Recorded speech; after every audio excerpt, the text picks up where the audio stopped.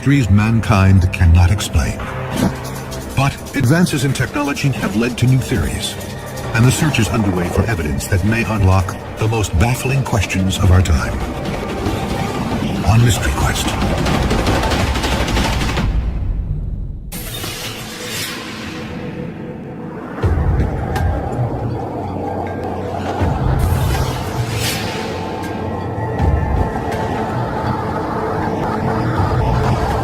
The night sky is calm and clear.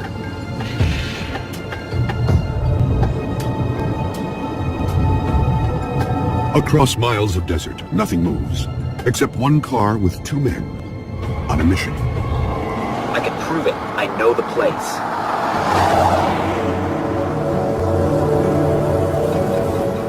One, a physicist, is promising something shocking is about to appear. It'll show up just over that ridge.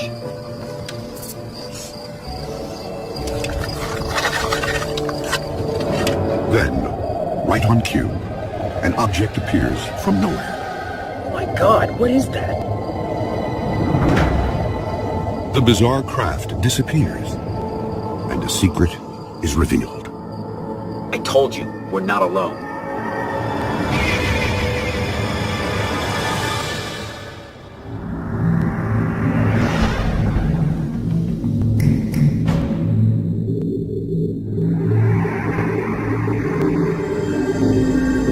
Questions about the existence of alien life have persisted for decades.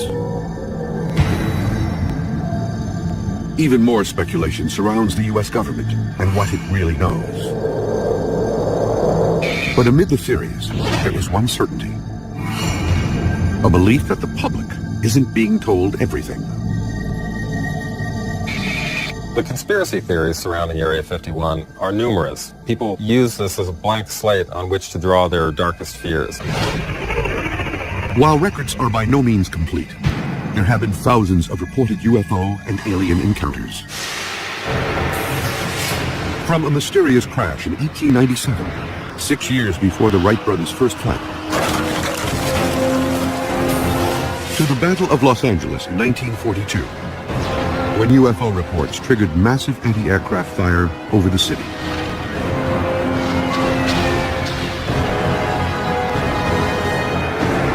And the most famous UFO crash in U.S. history, Roswell, New Mexico. If I was in charge of the military and the government, I would do exactly what potentially has been done, and that's keep it a secret. For decades, there has been one location believed to be the epicenter of this government cover-up, Area 51.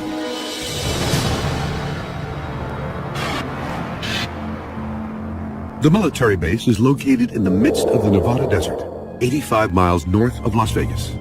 The name refers to a grid number found on an old map of the much larger site called the Nevada Test and Training Range. Built in 1955, reports of strange and unusual activity emerged almost immediately. Yet there is no official documentation the location even exists. Up until recently, it's been denied that it even existed, even though people knew about it. So that, to me, that's a mystery. Over the years, a portrait has emerged of this mysterious place.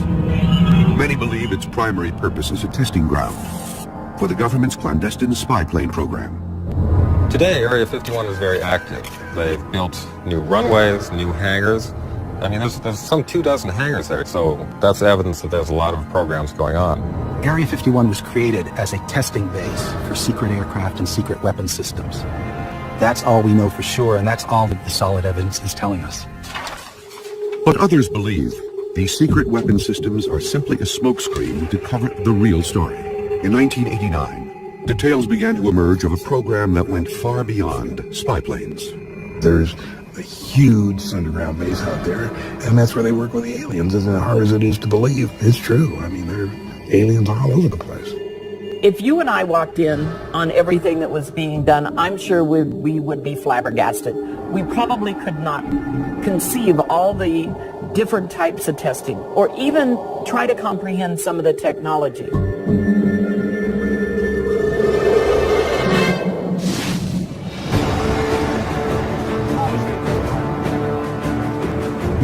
Mystery Quest is mounting an investigation to try to find evidence of any government cover-up. The expedition team will look for physical evidence of UFOs in the desert surrounding Area 51. To do this, they'll search the sites of reported crashes. Pete, I think we found something here. You may want to come take a look at this. The science team will test recovered metal fragments and determine if they are from Earth or another world. Mystery Quest will also talk to a former U.S. Air Force pilot who says the government is actively seeking to cover up knowledge of alien encounters. It's registered top secret. You can't tell your wife, you can't tell your commander, you can't tell anybody in the squadron. The team will also position cameras around the perimeter of the base and look for any anomalies that may appear in the desert sky. And use a powerful telephoto lens to glimpse further into Area 51 than ever before. All right, there it is. And our investigator will examine a new location to determine if the government has moved its alien operations.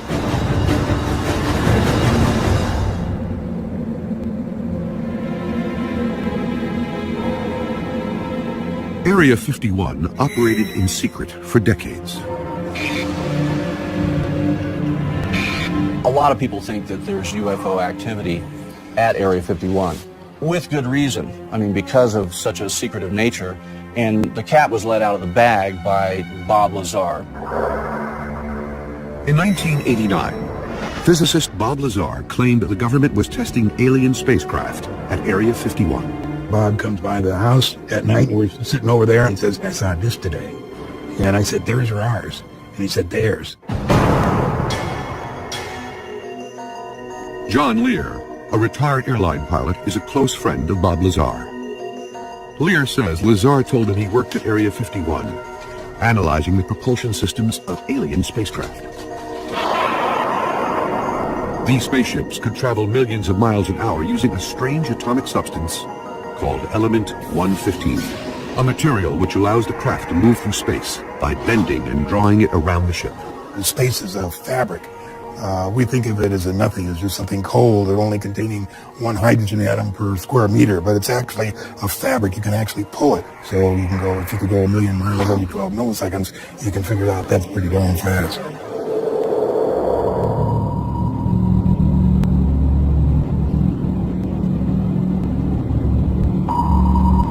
To prove his claims, in March of 1989, Bob Lazar led John Lear to a location outside the base.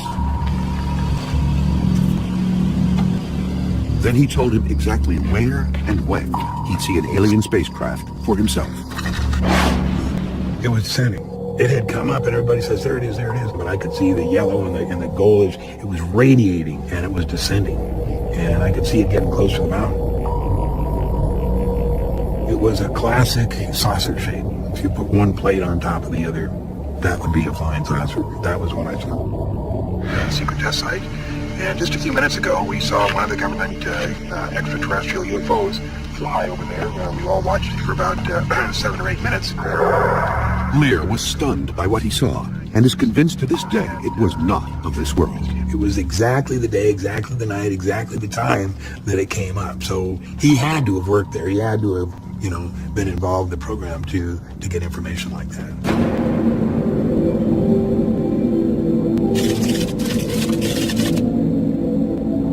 The expedition team is near Area 51 in an attempt to determine if what Lear and Lazar saw was real.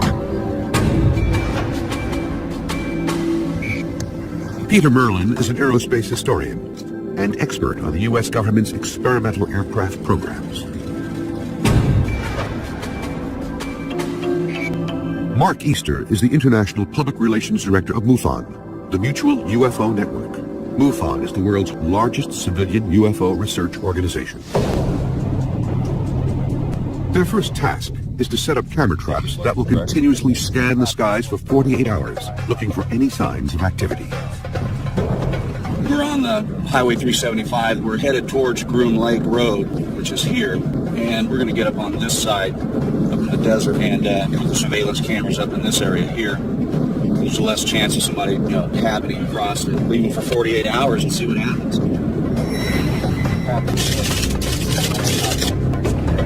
access. Mystery Quest has obtained 3 specialized cameras to digitally record the skies above Area 51 for 48 hours. The cameras are weatherproof, designed for areas where light levels change drastically. Infrared technology will allow them to capture images during the night.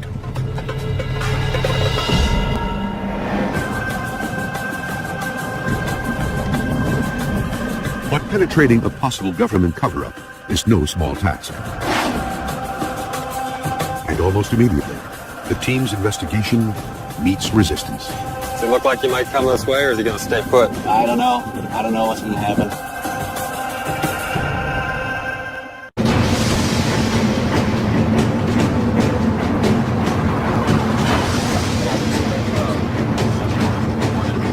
Mystery Quest has traveled to the Nevada desert, hoping to unlock any cover-up about what our government really knows about alien life and UFOs.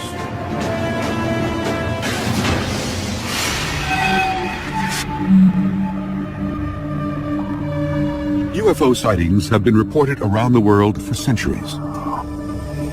There may be evidence that ancient cultures were visited by aliens. In Peru, giant figures of animals visible only from the air are etched into a high desert plateau spanning more than 50 miles. They are called the Nazca Lines, after the people who made them 3,000 years ago. Some believe they were ancient alien runways. The Nazca lines are aerial guidelines to find a path to the Nazca Plain. These markings, which range from hundreds to several thousand feet long, show direction and regions where they could land and conduct specific operations. The period after World War II seems to have ushered in a new wave of UFO sightings. The most famous alien incident in history occurred in 1947 in Roswell, New Mexico. Reports emerged that the military had recovered a crashed flying disc from a ranch near Roswell, and suspicions of an intricate cover-up have been rumored for decades. Parts were recovered, bodies were recovered, so the word went out before the military-industrial complex could get its hands on it and choke it. It is now known that governments around the world have also been keeping meticulous files on UFOs for decades. The United States has yet to fully release its files, but in 2008, the British government opened its files to the public. The reports were astounding. Thousands of unexplained UFO sightings. One of the most incredible incidents happened to an American Air Force pilot, Milton Torres. In 1957, Torres was stationed at a Royal Air Force base in Leeds, England. Only in the past year has he been authorized to recount what really happened to him. They scrambled me. It was the most incredible thing. This would be a hot fire mission. This meant he had orders to shoot down whatever was up there. And I would be cleared to fire, and I would select 24 rockets. Torres climbed to 30,000 feet. The clouds were thick, slightly obscuring his view. But the image on his radar screen was clear. The UFO was less than a mile away. It registered as the size of a football field. Yet it was zigzagging through the sky at an incredible speed.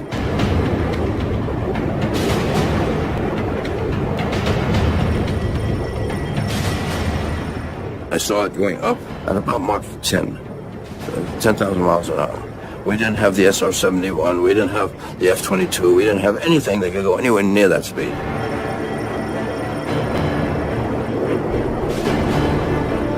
Then, suddenly, the radar image disappeared almost as quickly as it had appeared.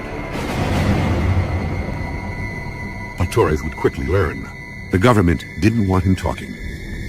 The next day, the spook came from the embassy in London. So the man said, no, you can't tell your wife, you can't tell your commander, you can't tell anybody in the squadron, including your wingman. It was registered top secret. If you say there's anything to anybody, we'll take you off flying status. Well, I work hard to become a fighter pilot. I wasn't about to lose that, so I better shut my mouth. Some argue that what Milton Torres observed was only a radar anomaly. But more than 50 years later, the career pilot is convinced about what he saw. Anybody who tell me some bull story, and the Air Force with the weather balloon crap, weather balloons don't go Mach 1. This thing was going all kinds of speeds. So whatever it was not made of this earth.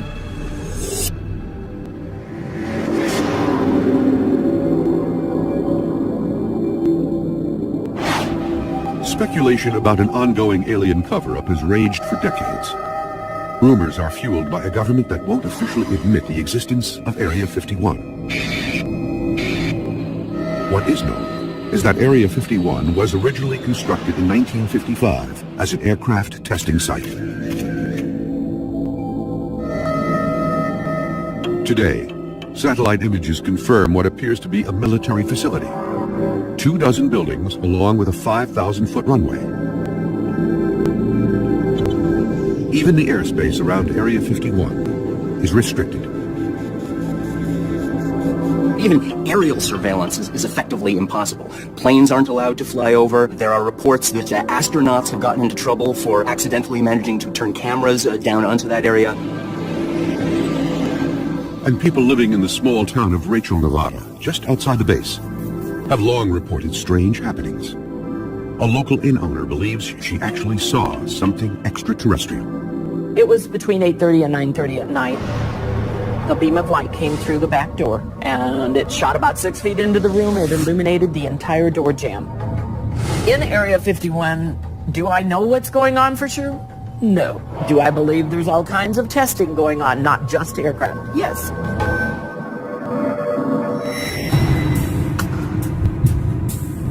Next step, Groom Lake Road. After setting the camera traps, the expedition team approaches the perimeter of Area 51 in an attempt to survey the base.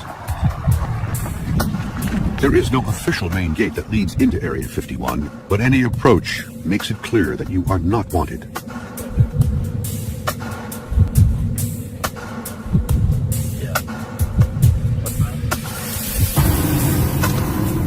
Signs warn against trespassers, while orange posts mark a nearly invisible boundary. And the team is already under observation. They've even got remote cameras up there, so that guy doesn't even really need to be there watching us. He's just there in case we cross the border. I don't know what sort of telephoto they've got. They can probably read our license plate from there. The guards are part of a private security force that monitors the perimeter of Area 51. They're authorized to arrest anyone who crosses.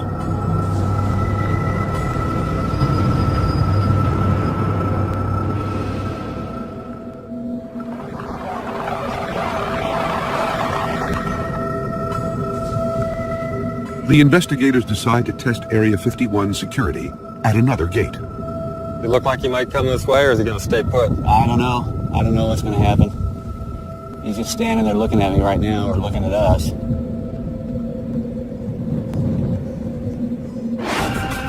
Merlin and Easter realize their investigation into Area 51 is going to require a new strategy. The next attempt could lead to a new discovery or their arrest. I honestly don't have a good feeling about this.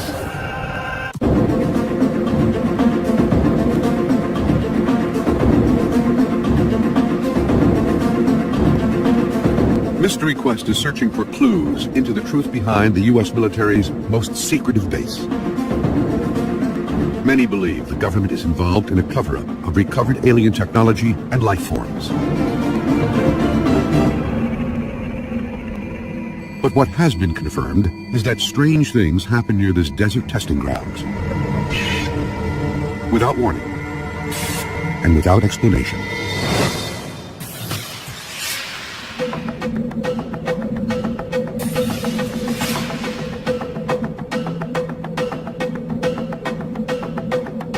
A young family sits down together for dinner.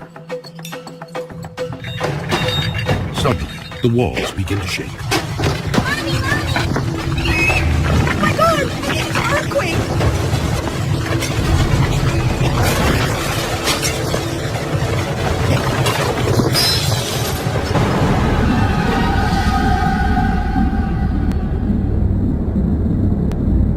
Geologists confirm it's not an earthquake, and weather services report no unusual activity.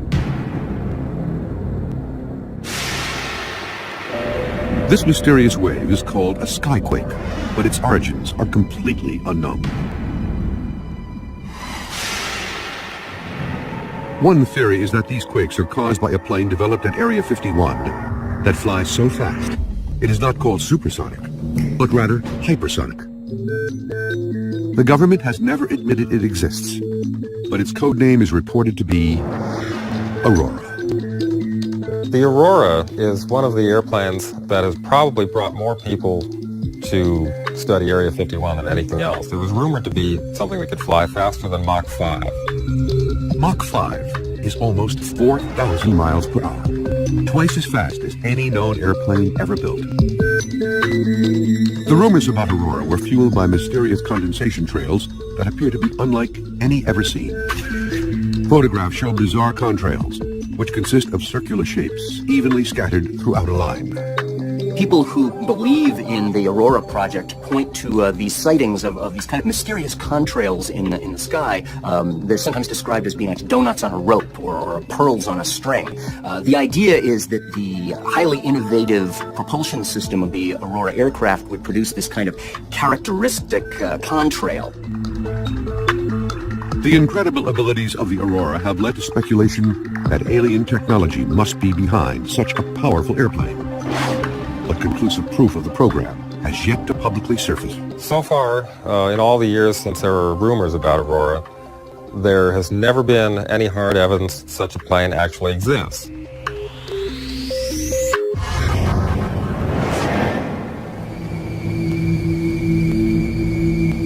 Area 51 may not be the only secretive government test facility with an extraterrestrial connection. Many believe there could be an alien research network of locations around the U.S. and the world. This thing has grown worldwide, and you have to have support, logistics, and landing sites for craft. Any place where the space shuttle can land in an emergency, you can bet that that's part of the Area 51 system. There are reports this network includes the Atlantic Undersea Test and Evaluation Center, or AUTEC, the Navy's ground zero for evaluating advanced technology. The base is located off the Florida Peninsula on Andros Island in the Bahamas. They have a natural laboratory for the testing of submarine technology. And if you think of a submarine, you really will get a good idea what a UFO is. Because a UFO is basically a submarine that can come out of the ocean, go into the air, and go into space.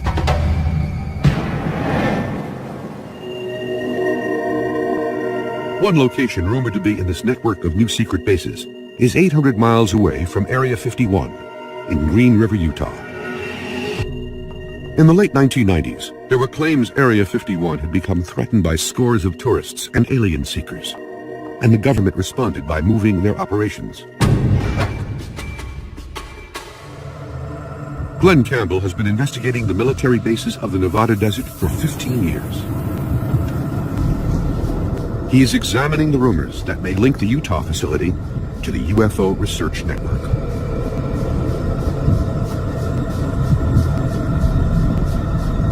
This looks like it. We're coming up on what looks like a gate. This is the main launch complex. This is the heart of this supposedly secret facility. I'm going to get out and check it out. The facility was once part of a huge missile test range called White Sands. Man, we got here just as a monster storm is blowing in from the west. This is what I think is the central launch complex. It seems to be in the center of the pads. I don't know what's in here exactly. They got this big old steel door.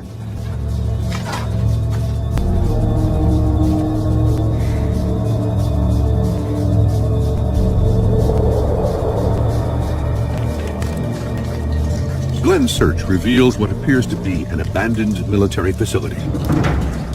Debris and wires cover the ground.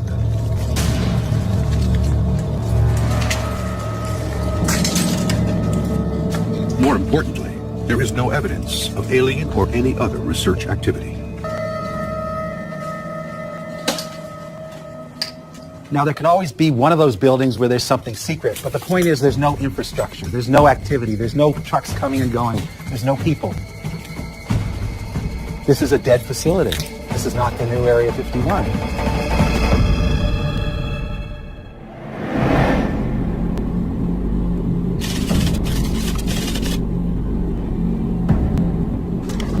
There is a belief that physical evidence may be lying in the desert.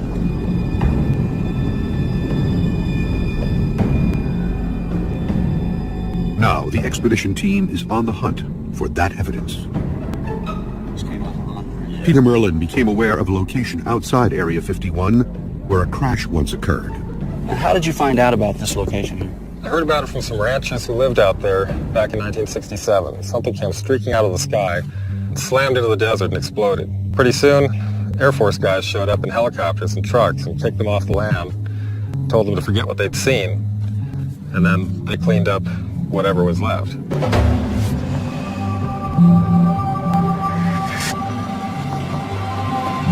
There was one piece they didn't find. Check this out. You ever seen metal folded like that before? I have not.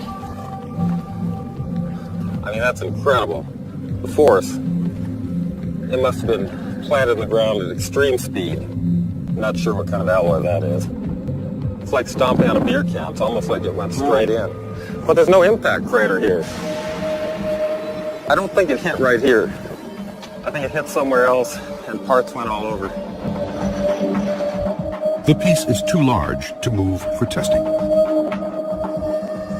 The team decides to split up and scour the desert for smaller debris. What we're out here looking for, it's not just what might be aircraft parts, but you can't assume what you're looking for is man-made. You have to be open to whatever the case may be. Now, if it's a piece of something that I'm concerned about, I won't touch it unless we get a Geiger counter on it. The Nevada desert was the site of many atomic tests. Caution is paramount.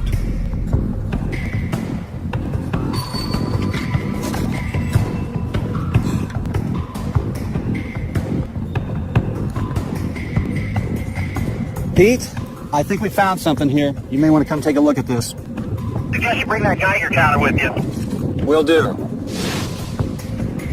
The twisted piece of metal is about 6 inches long, and small circles appear to be bolt or rivet holes. I think we're okay. Looks pretty clean. What do you think? It's very distorted. Looks like it's been subjected to a lot of force. It's clean. Well, this is definitely downwind from that piece that you found. It is. It's right along the flight trajectory. You can see it's got some form to this side right here, but jagged on this side. This definitely tore off of something obviously larger. Wondering about these holes, if this was from heat, or this is more of an exact hole. These are probably bolt holes, I would imagine.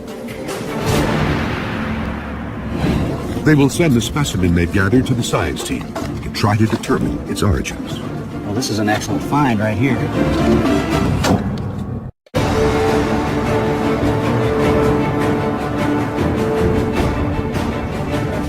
Mystery Quest is investigating whether the U.S. government is hiding a UFO research program at Area 51 and other locations.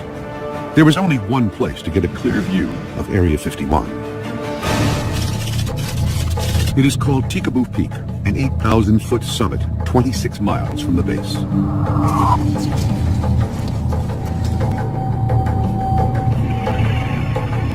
The team will be led by Glenn Campbell, who has led many excursions and is familiar with the hidden trail that leads to the peak.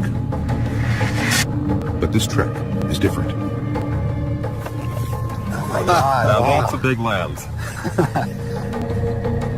This is the largest telephoto lens ever brought to Tikaboo Peak.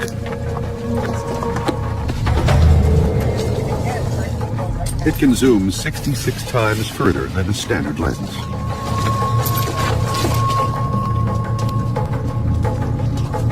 The team makes steady progress as Campbell leads the group to the summit.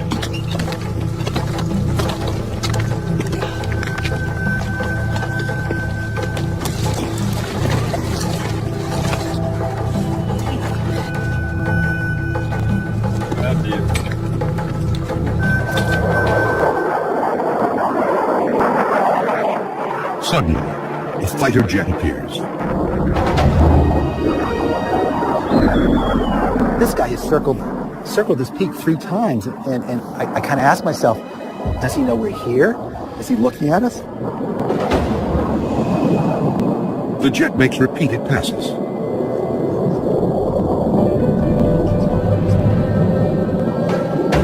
Man, he's coming down really low, right through the valley there. Wow.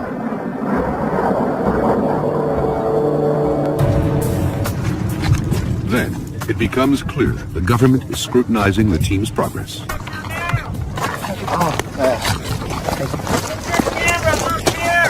Coming! Coming! A military helicopter suddenly swoops in for a closer look. Man, they have to be here for us.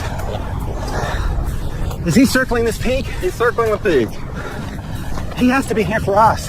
Well, there's no question. He's here for us.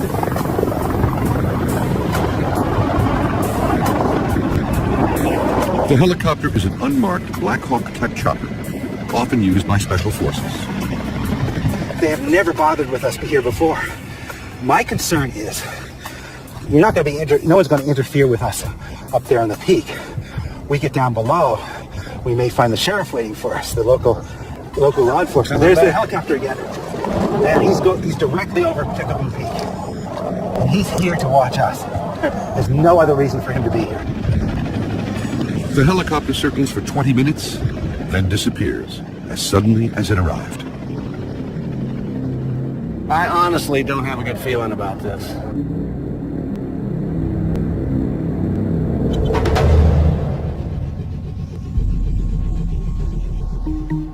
The science teams receive the wreckage from the desert. Dr. Jerry Delaney at Rutgers University Lab will oversee the testing, using an electron microprobe, a device that can determine almost 100% of the elements that make up any object. Dr. Delaney will test for anything extraterrestrial. There are very distinctive features that are the signature of the trip through the Earth's atmosphere. Anything that comes through the atmosphere, whether it's a stone the size of my thumb or a spaceship, is going to heat up and it can form a crust in some circumstances.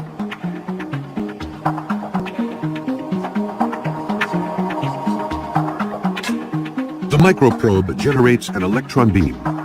And that, in turn, generates X-rays. They will tell me what the composition of the sample is.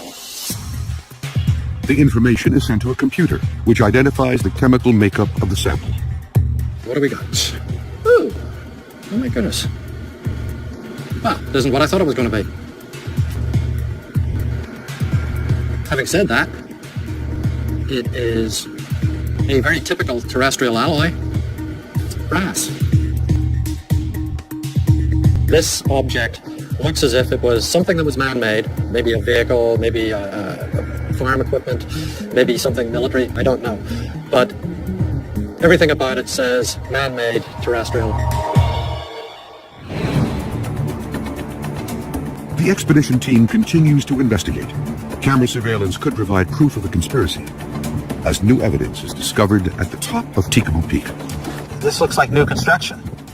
I mean, other times I haven't seen this thing here before.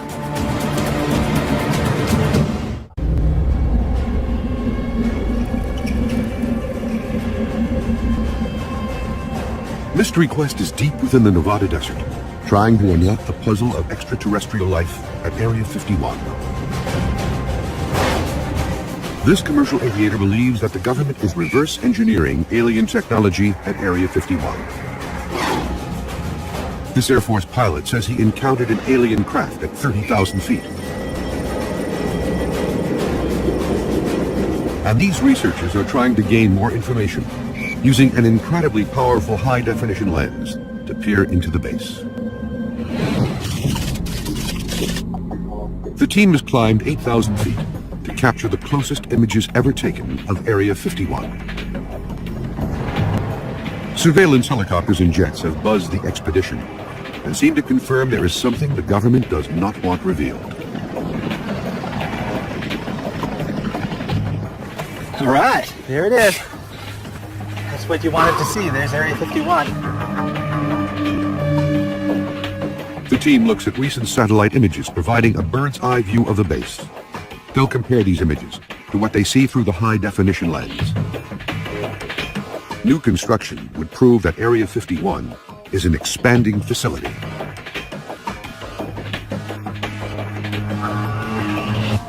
Well, we know what most of these hangars are for. We've determined over the years, okay, this is for the A-12. So the more we know about the base, the smaller the unknowns become. Right.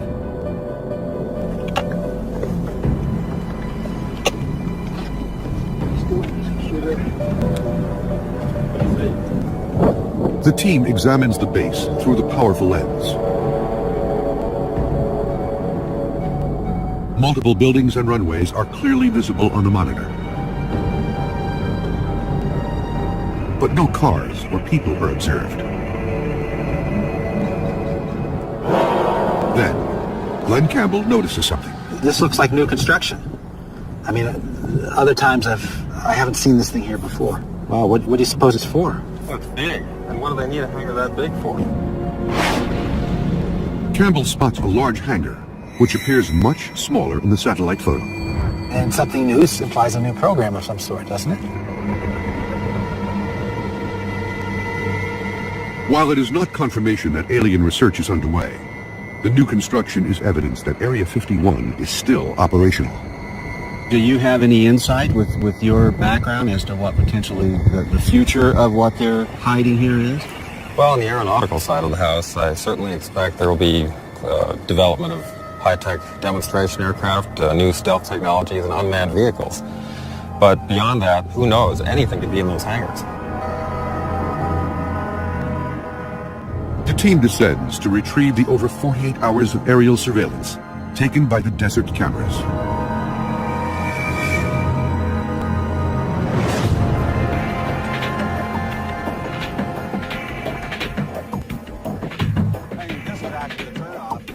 The footage reveals two possible sightings. In one scene, an object seems to appear, then quickly vanish in the sky above the ridgeline. In the second, a procession of lights drift near the horizon. But careful examination has revealed these anomalies are not evidence of UFOs. The first was determined to be a sudden cloud formation. In the second video, a series of lights appear on the horizon. However, after examining the evidence, the team concludes these lights are most likely headlights from passing automobiles.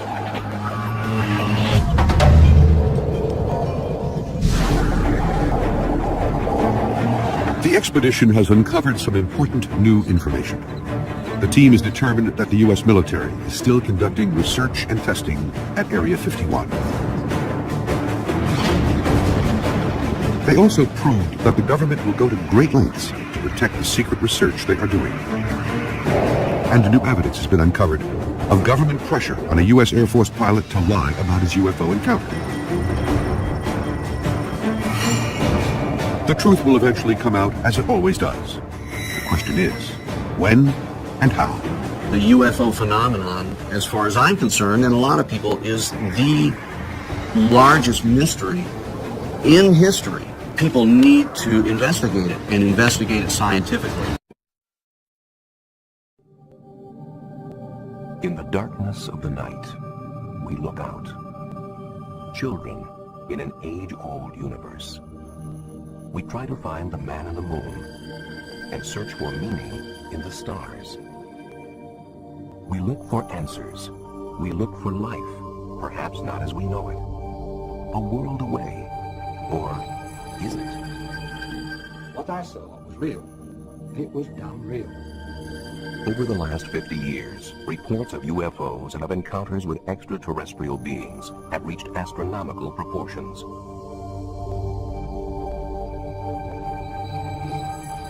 Can these reports be explained as hoaxes? It was quite easy to reproduce these pictures. As natural phenomena? Are secret military craft being confused with UFOs? I've seen a silver flying dome in the sky that was unidentifiable. Are these sightings all in our minds? Or is there intelligent life beyond us? And are aliens closer than we think?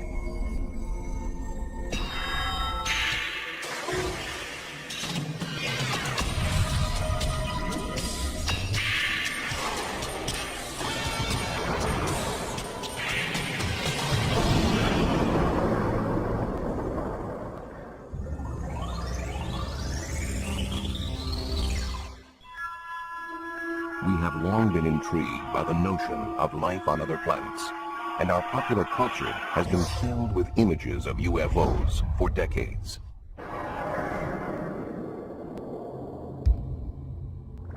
But the first widespread documented sightings of UFOs in the real world came in the closing months of World War II.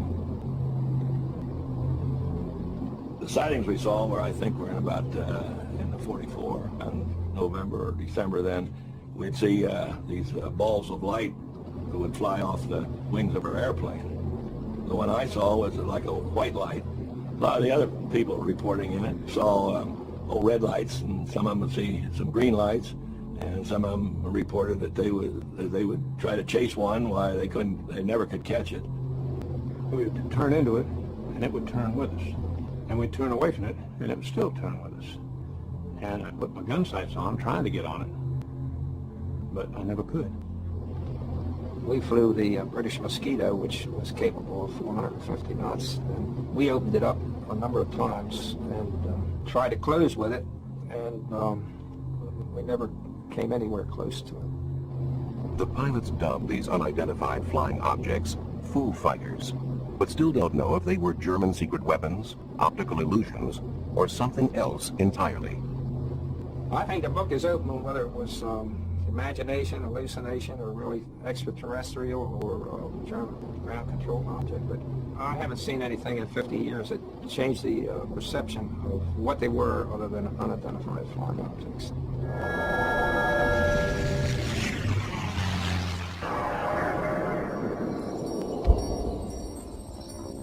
2 years after the end of World War II in Washington State, a private pilot named Kenneth Arnold reported seeing peculiar-looking aircraft near Mount Rainier.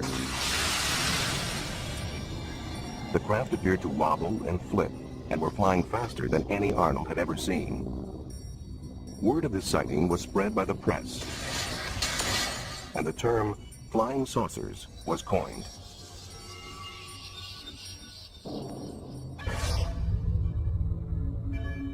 Although life in post-war America seemed tranquil enough, such reports of unidentified flying objects began to multiply. Were these UFOs Soviet reconnaissance planes? Could this explain their apparent presence around U.S. military bases? Fear began to emerge. Atomic secrets could be at risk. National security at stake.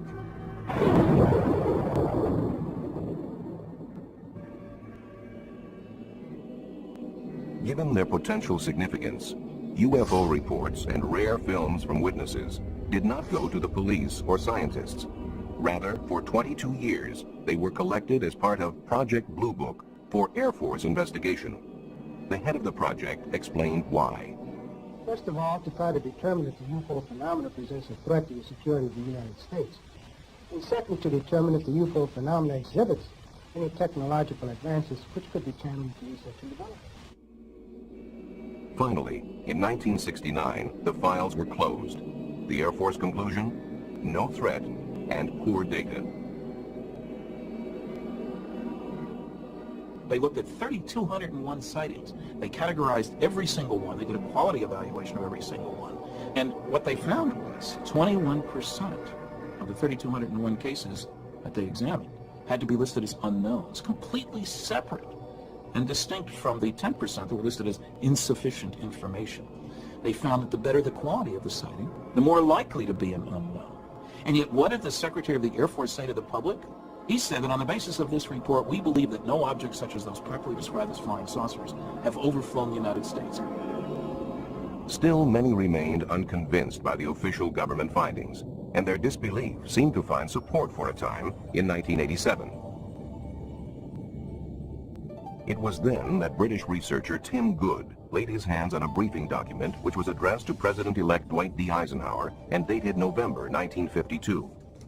The papers appear to reveal the U.S. government's clandestine recovery of aliens after the 1947 crash of an airborne object in New Mexico.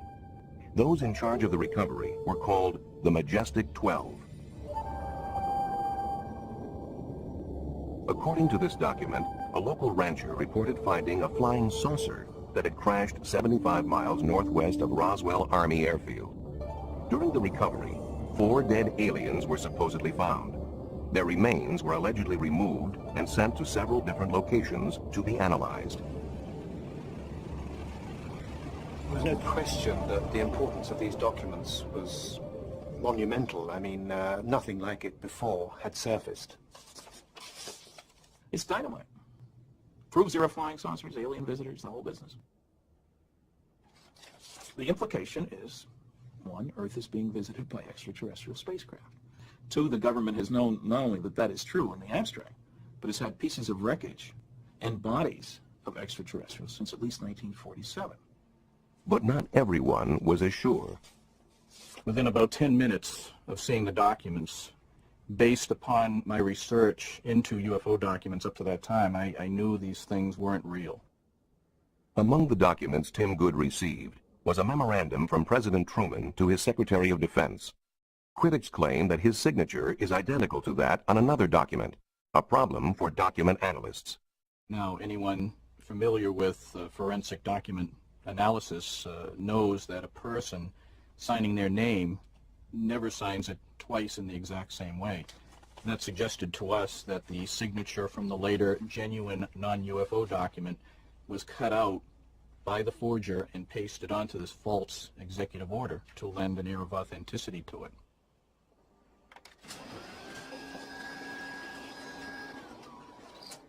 They say the signature on there is identical to another signature from a different memo, which I found in the first place. I say if you hold them up to a light table, they are clearly not identical. Regardless, though Tim Good admits the letter itself may be a fabrication, he does not dismiss the information contained within. I am convinced that whoever fabricated that document, if it was fabricated, must have had inside knowledge. There's no way it could be otherwise. And there's no question that the Majestic 12 papers have indeed pointed people in the right direction. And I think essentially the information contained therein is accurate. Eventually, to get a more complete overview of government documentation regarding UFOs, the Citizens Against UFO Secrecy went to court. The National Security Agency, however, tried to block them. We filed for the 21-page above top secret affidavit. The judge referenced it in his finding, and we eventually got it. The only trouble is, as you start to go through it, you find that it's blacked out, and pretty soon all blacked out. 75% of the document isn't there. People say, scrape away the black, there's nothing underneath. They Xerox it first.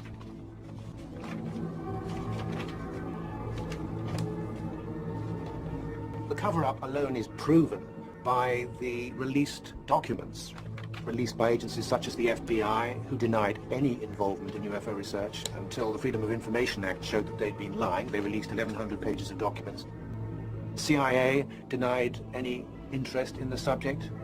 Suddenly we have now, I would think, thousands of pages of UFO-related information dating back to the 1940s, which quite clearly indicates that there has been a cover-up. Certainly, the Private Center for UFO Studies thinks there is validity to UFO work. Over 100,000 cases are archived there. I am convinced by over 20 years of work in this field that there is a mysterious phenomenon occurring that is being neglected by science, not by the public, but by science. And it's to science's detriment that it's doing so.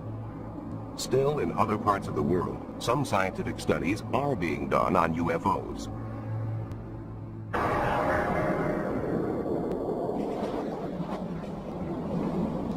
In March 1990, in the former Soviet Union, fighter planes scrambled to investigate pulsing lights northeast of Moscow. For 3.5 hours, they stalked the lights, which moved at speeds up to 3,000 miles an hour. No radar image appeared on the screens of ground stations, but photographs were taken, and thermal imaging produced results. For the Chief of Air Defense Forces, these secret results were proof enough of UFOs. Though journalists are asking if there are other sightings. These 1990 cases were only one supported by evidence. This is the only case for which there is real proof. Nor was it ever considered that the sighting was that of a stealth bomber. We never thought it was an American stealth aircraft. The radar characteristics are not the same.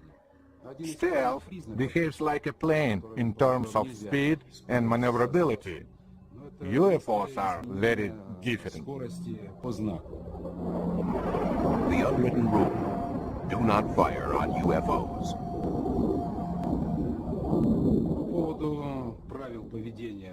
As far as official instructions are concerned, we in air defense have certain unwritten rules that mean we do not fire at UFOs.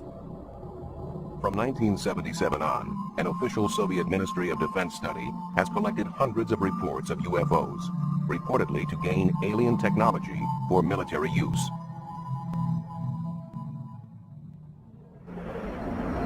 Their files list many cases. In one case, a pilot reported finding a light closing in on him, at which point his aircraft went into rapid descent. Though he landed safely, there was damage to the left wing.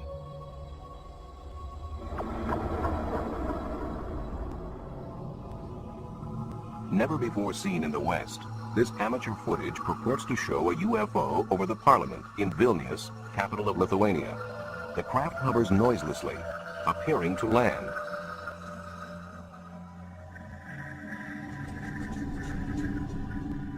At dawn the next morning, local militia videotaped this nearby.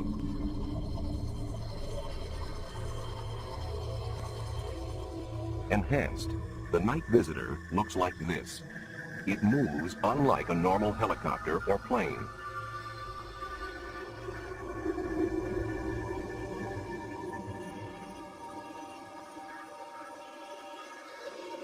In another Soviet incident, hundreds of people thought they saw a giant UFO over the city of Petrozavodsk in northwest Russia in 1977. But studies established that it was the burning booster of a secretly launched satellite.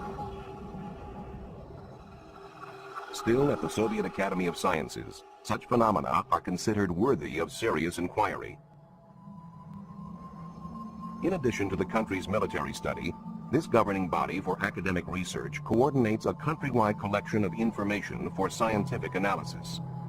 Here, the Central Committee for the Study of UFOs gathers data from 10 other scientific academies. I would like to say a few words about our methods. For some sightings, we carry out investigations in the field. A sighting here has resulted in 12 years of research.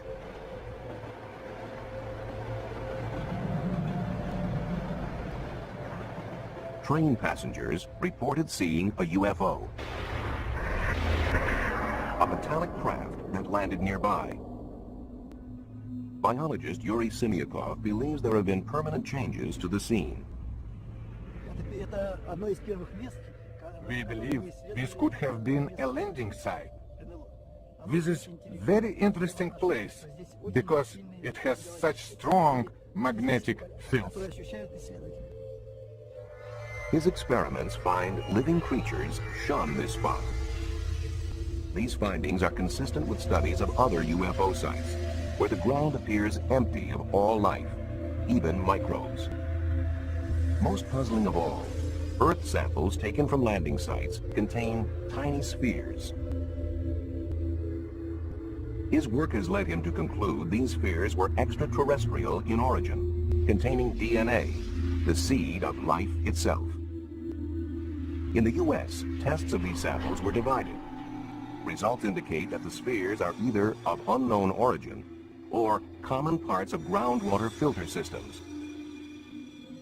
Yet some Russian researchers believe alien microtechnology is being placed here by interplanetary prowlers. Given worldwide interest, researchers have attempted to classify reports of UFO sightings and encounters with extraterrestrials. When an unidentified flying object is seen, but nothing more, It is labeled a close encounter of the first kind. Where traces are left, it becomes the second kind. Then there are close encounters of the third kind, where people report observing aliens. In close encounters of the fourth kind, the witness actually interacts with the aliens. In November 1980, in Tudmorton, England, an experienced police officer, Alan Godfrey, was on night patrol when he saw an object he could not identify. I was on a 10-6 night duty, so I decided that I would go up to this local council estate. As I was about to turn, I saw another 500 yards up the road this object. As I got near to this object, it became apparent to me that what I was looking at wasn't something that I would normally find in the early hours of the morning in Todmorden, you know. I thought it could have been a hot air balloon that had come down, but obviously as I got nearer and nearer, I realised that this was a metallic, man-made craft. It was a nuts and bolts thing. It wasn't an hallucination, it was real. This object was 20 foot wide. It's 14 feet high. It's diamond-shaped. The bottom half of it was rotating. The top half was stationary. It had a bank of dark windows, or it could have been panelling. I got out the car, picked a brick up, thrown it at it, I'd have probably found out whether the windows or not. The trees that lined the road were shaking violently. Yet whilst I was sat in the car, I didn't feel any vibration. I didn't hear any noise, but I certainly wasn't going to get out of the car. I picked the clipboard up, put on my knee, and proceeded to draw it. Now, as I'm drawing the object, I'm suddenly at the other side of it, driving a police car. And the object had gone. Gone too was a period of time. After hypnotic regression, the officer remembered more. There's a total blackness. Then there's a feeling of floating, as though either me on my own or the vehicle, whatever, is floating. Then I wake up in a room. Now in this room, there's a very tall humanoid, for want of a better word. He's about 6 foot to 6'6", very tall, thin, with a beard. He had a skull cap on and he had this white gown on. What happens then is, I'm asked to get on this bed. Now, the questions asked to me then is, how did he, he wants to get there? Because I said, his mouth's not moving, he's not talking, it's just, he wants me to get on the bed. Obviously, whatever it was having some sort of influence over my thoughts. Yet, I did feel at ease with him. I felt comfortable with him. I got the impression that I'd met him before. I wasn't in fear of him or anything like that. I didn't feel in any danger. So I'm on the bed, and then these horrible little things come. They are a lamp-shaped thing with black, dark eyes. That's the best way I can describe them. And there was about 7 or 8 of them.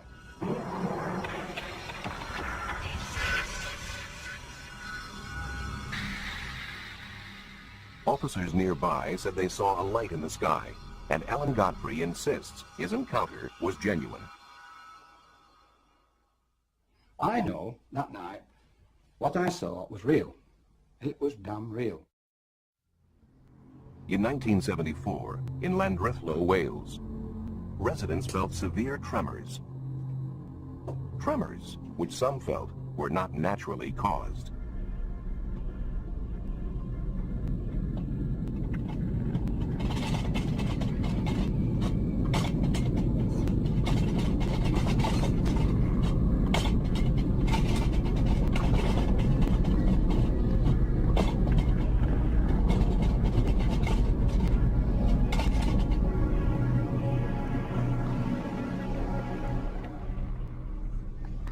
I have no idea what had happened. I don't think it was an earthquake somehow. I still think it wasn't an earthquake. John Roberts wasn't the only one shaken that day. Hugh Edwards thought he saw a flying saucer.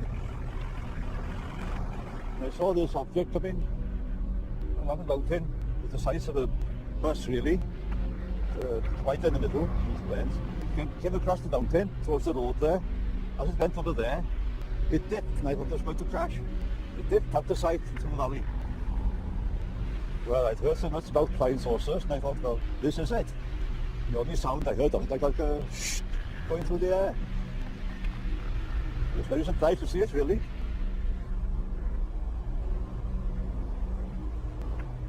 The district nurse thought perhaps a plane was down. I thought there might be an air crash. Maybe as a nurse we could help giving first aid. So I called to my daughters and we got into the car and we made our way up to the mountain. We drove a fair way along the mountain road and to our left we could see a huge orange ball sitting on the mountain glowing. We stopped and we started looking what we thought was going to be an aircraft on fire. So we'd envisaged sort of, oh God, there might be bodies if it was an aeroplane crash, and we weren't too happy at that prospect, but we were quite surprised to see this big reddish orange ball just sitting there. There were no flames and it was so uniform. The shape, the round spherical shape of it made us realise we weren't looking at an aircraft. There were no flames jumping, but it was pulsating, this red-orange object that we saw. And we could see little lights, like fairy lights, coming towards the object in a zigzag pattern. And we assumed at that time possibly there was someone going to see what was what. With hindsight, we realised that a search party couldn't have got there, located it and got there in the time it had taken us to go from the village up to the mountain. Yeah. No one could have organised themselves to get to the object that we saw. Since no search party went out that night, nothing was ever found at the scene. But astronomer Ron Madison has proposed that what the villagers saw that night was a meteorite or fireball, and that it coincided with an earthquake at a nearby fault. Thinking that explosion might well have been due to an impacting piece of rock, our first reaction was to try to estimate the energy involved. And it seemed to us to be something that would correspond to an explosion of the size of about 600 tons of TNT. We got letters from as far apart as Penzance and Northern Ireland and Derby, all reporting seeing a bright light, maybe comparable with a half moon in brilliance, moving across the sky at the speed of an aircraft but with no sound, and trailing smoke, just like you would expect something on fire to be crashing. In the next few days, we were to realise, of course, that the village was not very far from the Gala Fort, which is active and has been moving steadily over thousands of years. And unbeknown to us at the time, originally, there had been on that evening a movement on the fort, and that is incontrovertible evidence. This was a coincidence. There were fireballs in the sky at the same time that there was a triggered movement along the Gala Fort.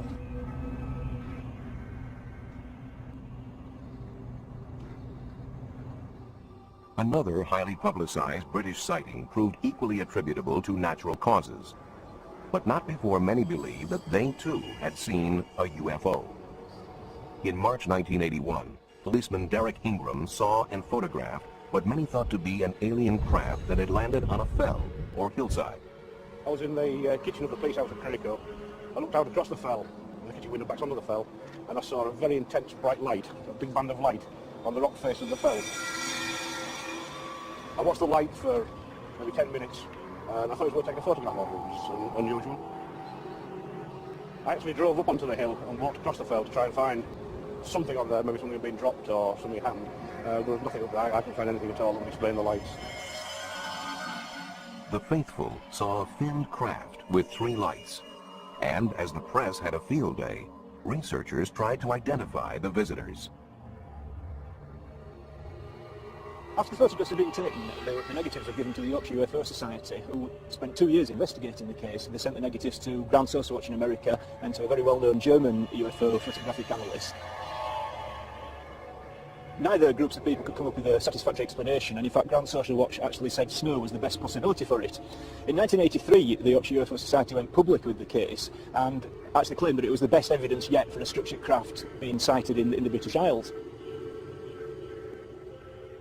The investigation continued, and in 1987 we'd almost given up hope of ever finding out what caused it, and I was on a weekend trip into the Dales with my wife and son and decided to stop and show them Credico Fell. And lo and behold, what should be staring back at me from the cliff face but the Credico UFO. What they found was certainly a surprise. Right, we're about 1,100 feet up a Yorkshire cliff, and this is a Krekio UFO. It might not look like much from close up, but you can actually see the three balls of light on the photograph.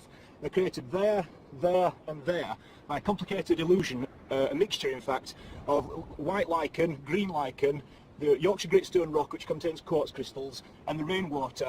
All this, when it's illuminated at certain angles by rain or damp, it gives the illusion of three balls of light. Some days it can be very bright, some days it can be very dull. On the day in particular when Derek Ingram saw it, it was amazingly bright, and that's what created the feeling in him that he'd actually seen something totally unusual, even though he'd actually looked out of his window probably every day for the previous 2 years and not seen it. Though some sightings can clearly be explained by natural phenomena, UFOs continue to have a grip on the public's imagination that is not easily loosened. And there's no shortage of pranksters to capitalize on this fascination.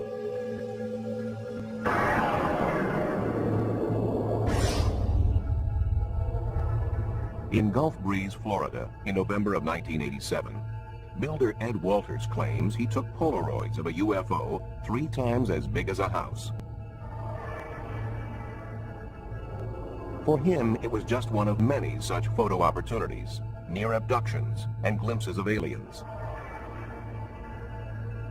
Though he sold 2 books worth, Ed would not allow his photos to be included in this program.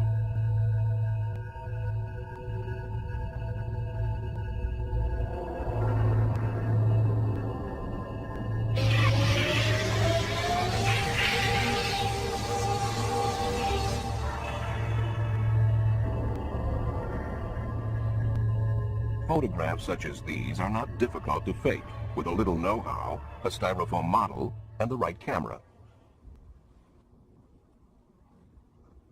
It was quite easy to reproduce these pictures. He took the majority of his early pictures, about 30 pictures, on a Polaroid 108 camera. It is very easy to double expose the film in that camera. If you don't pull the film out, you can press the button and expose that same piece of film again. You take a picture of the UFO model inside, you go outside, take a picture of the skyline, let the film develop. There you have your double exposure of a UFO flying in the sky.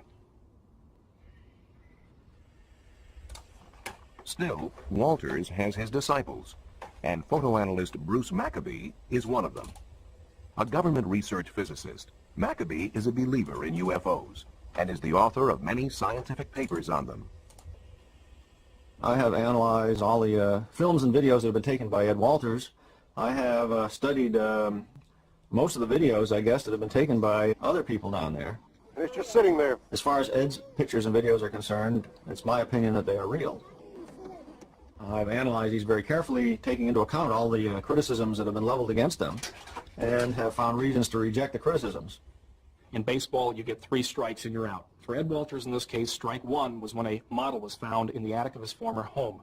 Strike 2 was when a young man named Tommy Smith came forward and claimed that he was an eyewitness to Ed Walters creating double-exposed UFO pictures. Strike 3 was when we went out and did photo experiments and were able to replicate many of these photos, especially the difficult photos like the UFO hovering over the road. So my conclusion is 3 strikes and you're out.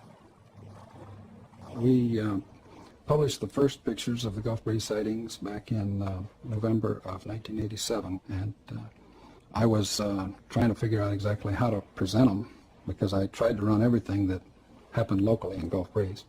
When my folks came in, and I said, "You're not going to believe what we're getting ready to run in the paper this week," and I showed them the pictures, and they said, "That's what we saw." It was primarily because of the many other people in Gulf Breeze that witnessed the UFO, both the same night that Ed first got the pictures and many times after that, that the Sentinel continued to carry the story. I have had 3 other daylight sightings and over 100 sightings at night at Shoreline Park in Gulf Breeze. I witnessed over 170 sightings. These were red lights, red and white lights, over and around Gulf Breeze, Florida. I've seen a silver flying dome in the sky that was unidentifiable. Never seen anything like that before, and it was unexplainable. But just across the bay from Gulf Breeze is the Pensacola Naval Air Base. One explanation that occurs to locals is that some of the sightings are illegal pranks by naval personnel at the base.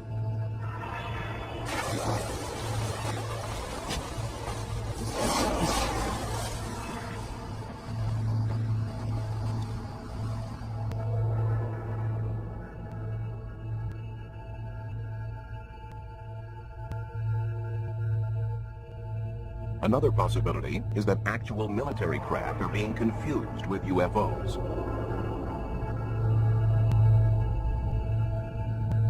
For instance, would most people recognize UAVs, uninhabited aerial vehicles, designed for stealthy reconnaissance and secret observation?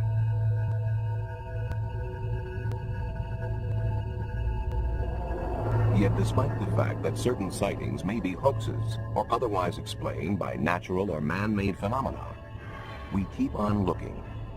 Our fascination only grows as scientists uncover evidence of life on other planets. It only grows as it becomes increasingly reasonable to believe we are not alone in the universe. If signs of life on Mars prove true, extraterrestrial life in general may be even more widespread. Astronomers calculate the number of civilizations we can expect to detect in space. They use the Drake equation. Professor Frank Drake. The first factor is the rate of star formation in our galaxy. Obviously, the more stars you make, the more potential abodes of life there will be. Some fraction of those stars will have planets. That's the second factor, the fraction which have planets. We then have to take into account the number of planets in each system which are potential abodes of life.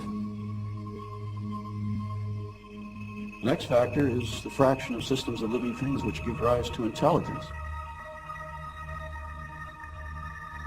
The next factor is the fraction of systems of intelligent creatures which develop high technology, detectable technology. But how long do they last? How long are they detectable? Perhaps they're destroyed by cosmic accidents.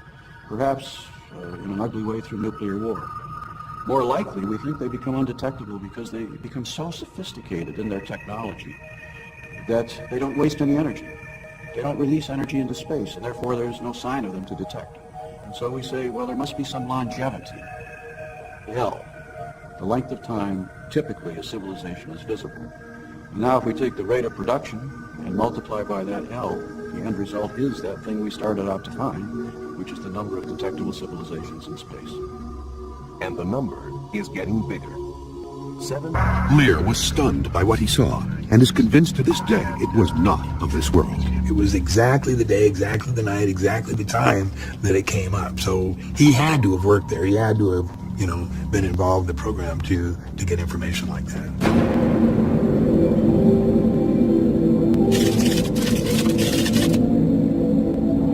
The expedition team is near Area 51 in an attempt to determine if what Lear and Lazar saw was real.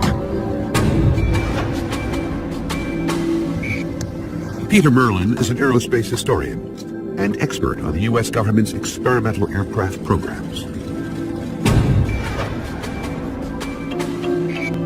Mark Easter is the International Public Relations Director of MUFON, the Mutual UFO Network. MUFON is the world's largest civilian UFO research organization. Their first task is to set up camera traps that will continuously scan the skies for 48 hours, looking for any signs of activity. We're on the Highway 375. We're headed towards Groom Lake Road, which is here, and we're going to get up on this side up in the desert and put the surveillance cameras up in this area here. There's less chance of somebody, happening across it, leaving for 48 hours and see what happens.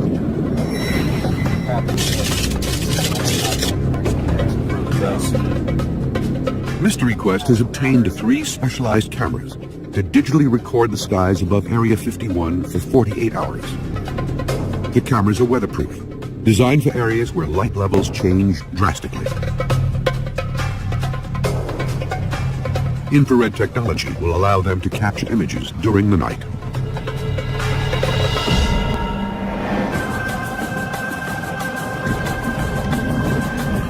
But penetrating a possible government cover-up is no small task. And almost immediately, the team's investigation meets resistance. Does it look like you might come this way, or is he going to stay put? I don't know. I don't know what's going to happen.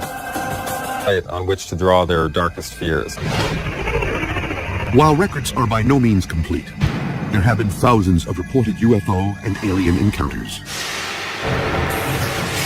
From a mysterious crash in 1897, 6 years before the Wright brothers' first flight,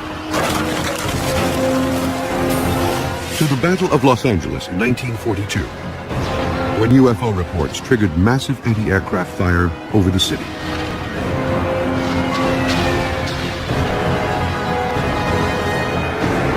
And the most famous UFO crash in U.S. history, Roswell, New Mexico.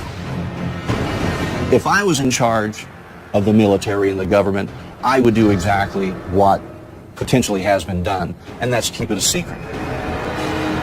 For decades, there has been one location believed to be the epicenter of this government cover-up, Area 51.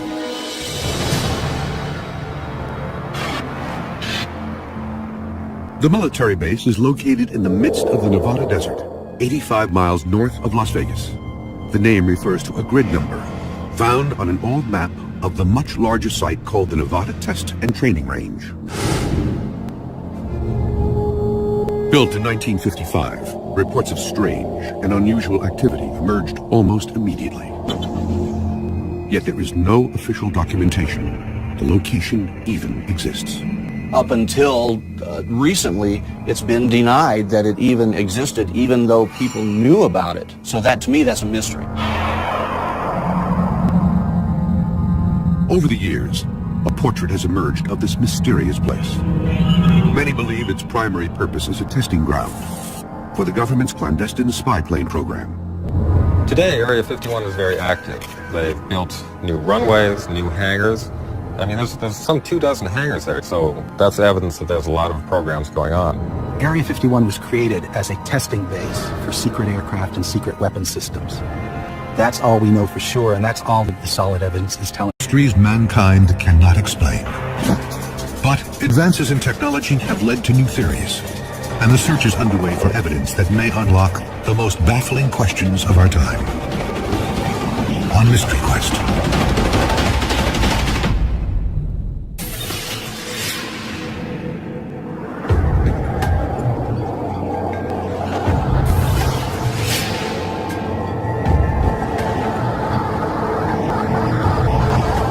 The night sky is calm and clear.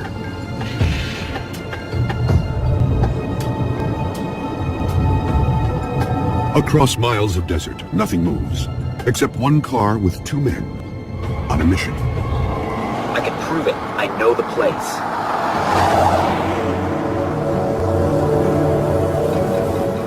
One, a physicist, is promising something shocking is about to appear. It'll show up just over that ridge.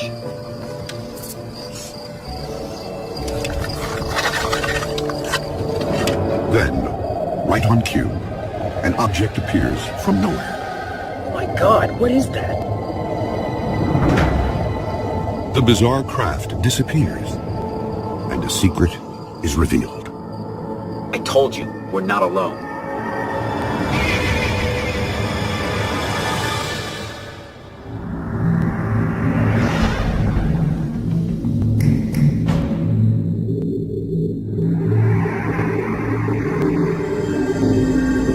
Questions about the existence of alien life have persisted for decades. Even more speculation surrounds the U.S. government and what it really knows. But amid the theories, there is one certainty. A belief that the public isn't being told everything. The conspiracy theories surrounding Area 51 are numerous. People use this as a blank slate. But others believe these secret weapon systems are simply a smokescreen to cover the real story. In 1989, details began to emerge of a program that went far beyond spy planes. There's a huge underground base out there, and that's where they work with the aliens. As hard as it is to believe, it's true. I mean, there are aliens all over the place. If you and I walked in on everything that was being done, I'm sure we would be flabbergasted. We probably could not conceive all the different types of testing, or even try to comprehend some of the technology.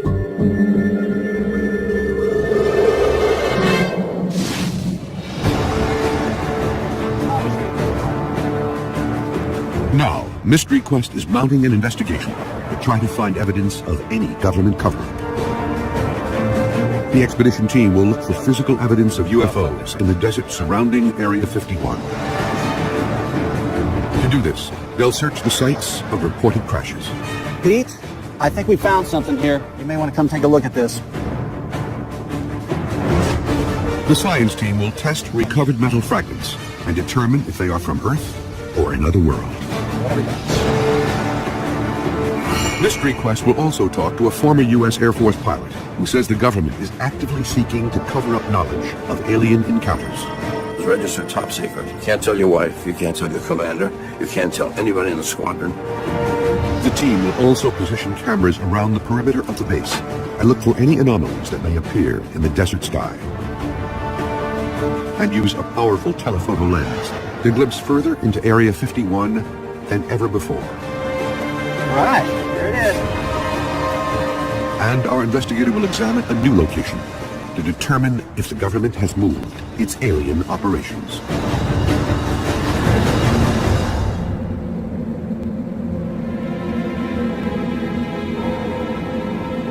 Area 51 operated in secret for decades. A lot of people think that there's UFO activity at Area 51, with good reason. I mean, because of such a secretive nature, and the cat was let out of the bag by Bob Lazar. In 1989, physicist Bob Lazar claimed that the government was testing alien spacecraft at Area 51. Bob comes by the house at night, we're sitting over there, and says, I saw this today. And I said, theirs or ours? And he said, theirs. John Lear, a retired airline pilot, is a close friend of Bob Lazar. Lear says Lazar told him he worked at Area 51, analyzing the propulsion systems of alien spacecraft. These spaceships could travel millions of miles an hour using a strange atomic substance called Element 115, a material which allows the craft to move through space by bending and drawing it around the ship. Space is a fabric.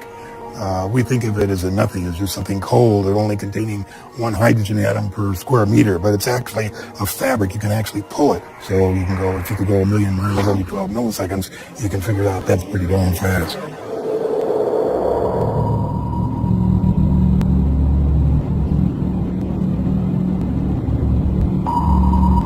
To prove his claims, in March of 1989, Bob Lazar led John Lear to a location outside the base.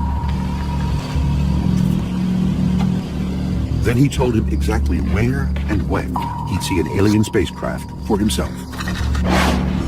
It was descending.